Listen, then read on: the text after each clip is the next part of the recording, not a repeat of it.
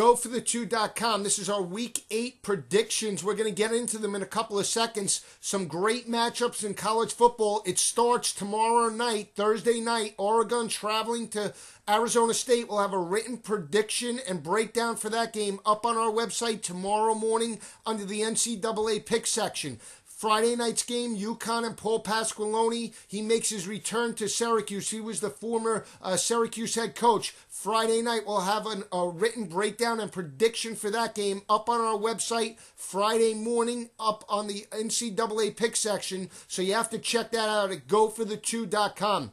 We already talked about one of the predictions. We gave it to you. Alabama on the road against Tennessee. A.J. McCarron today, Wednesday, did practice. Nick Saban did say he was fine. He's expected to start.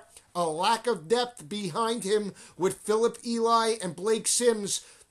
Alabama has a very tough 3-game stretch ahead of them. They play Tennessee on the road. They come back home the following week, October 27th. They face, as of right now, an undefeated Mississippi State team. And then on the road, November 3rd, on the matchup that everybody wants to see, Alabama and LSU. So I expect a very vanilla game plan out of Alabama. They want to protect A.J. McCarron. Don't see a lot of passes. Look for Nick Saban and his offensive staff to rely on that offensive line. I expect Alabama to run the ball mostly. I think it'll be a 7-point game most of the way. In the end, though, Alabama pulls away. They pick up a 10-point victory on the road at Knoxville. This is Derek Dooley's bowl game. If you remember, he hasn't won over a top 25 team in his tenure. But he has some experience on the defensive side of the ball. His defensive coordinator, Sal Sunseri, was the linebacker coach for Alabama and Nick Saban. He understands some tendencies. He might have a good game plan,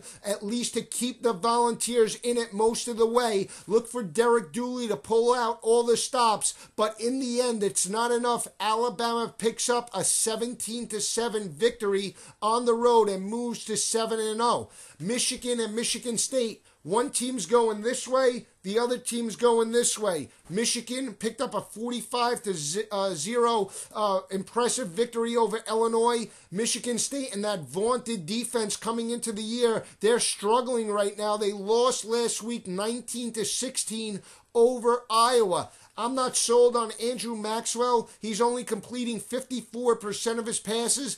They rely so heavily on Le'Veon Bell. I'm not sold. I think Denard Robinson, Fitz Toussaint, and Brady Hoke are more. Brady Hoke, in terms of his game plan, will have the Wolverines ready. I know Denard Robinson hasn't beaten Michigan State as a starter, but I think this is his year. I like the hot team right now in Michigan. I think they pick up an impressive 41-21 victory at home against the Spartans. In my estimation, the Spartans are reeling. They're going the other way, and I like Michigan. They've rebounded nicely over their dismantling against Alabama week 1. So I like Michigan and Denard Robinson to get the victory this weekend. We'll stay in the Big Ten. How about an upset in the Big Ten? Wisconsin last week and Monty Ball, they had it rolling. He had a great day. He dominated in a victory on the road at Purdue. Now they face Minnesota, who they've defeated 8 straight. Minnesota's got a better defense than I think people realize. I'm not sold on the quarterbacks for Wisconsin, Danny O'Brien or Joel Stave. I think the Gophers get the upset. I'm calling for a 24-20 victory by Minnesota, an emotional victory for their head coach, Jerry Kill, who had a seizure last week. Minnesota gets the victory 24-20. Let's stay in the SEC. A big game. South Carolina traveling to the Swamp to take on the second-ranked Florida Gators. The old ball coach makes his return to Florida. I'm sticking with the hot team there as well. Florida is 12-1 against South Carolina in 13 meetings. There are only 13 meetings.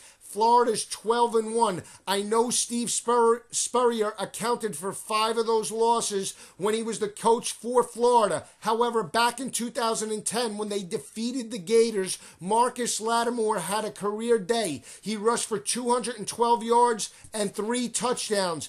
In my estimation, Lattimore's still not 100% from that knee. He's struggled. He only had 34 yards rushing last week against LSU.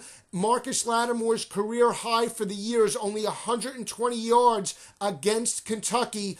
South Carolina's defense surrendered 258 yards rushing to LSU. Florida's heavy offensive line is averaging 233 yards per game rushing, 14th in the nation. I'll stick with the hot team and the fact that Connor Shaw is making his first career start in the Swamp. I think Florida picks up a 30-17 victory at home and moves to 7-0 over South Carolina. South Carolina back-to-back road games as well.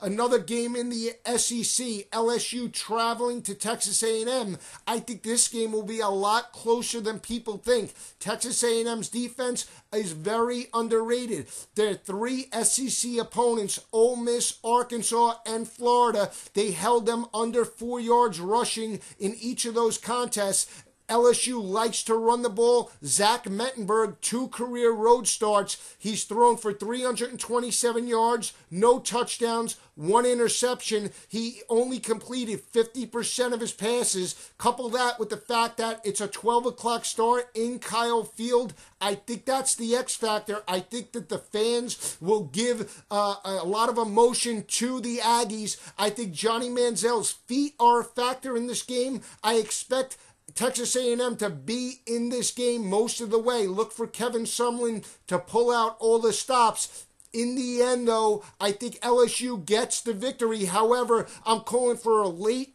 field goal by LSU. They win only by 1 point, 28-27 on the road in a tougher matchup than people think at College Station. This is a renewed rivalry.